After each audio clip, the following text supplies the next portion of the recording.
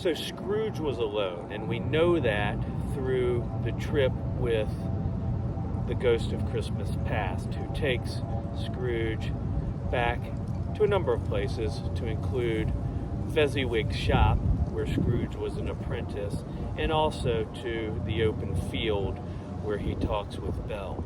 Now at Fezziwig's shop, we see that Scrooge did have a love interest early in life, and that was Belle, clearly smitten with her.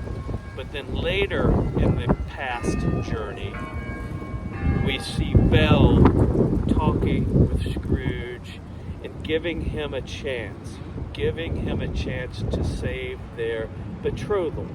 Now, today we tend to think of the word betrothed meaning marriage, but what that actually meant was a promise to be married or an engagement. Belle talks about how Scrooge has changed and how in their early years, where neither had much and she had no dowry, they promised to be married.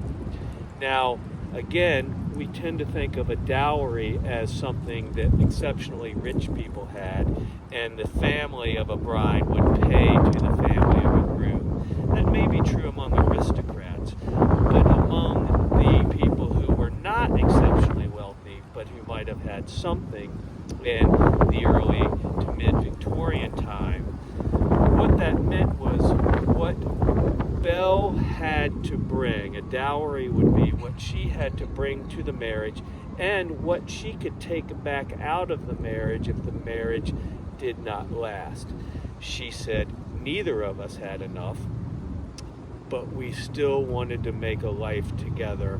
But Scrooge had changed, and instead of looking forward to being married and making a life, all he cared about was being rich and making a fortune, forgetting about her and forgetting about how happy they had been earlier in the story.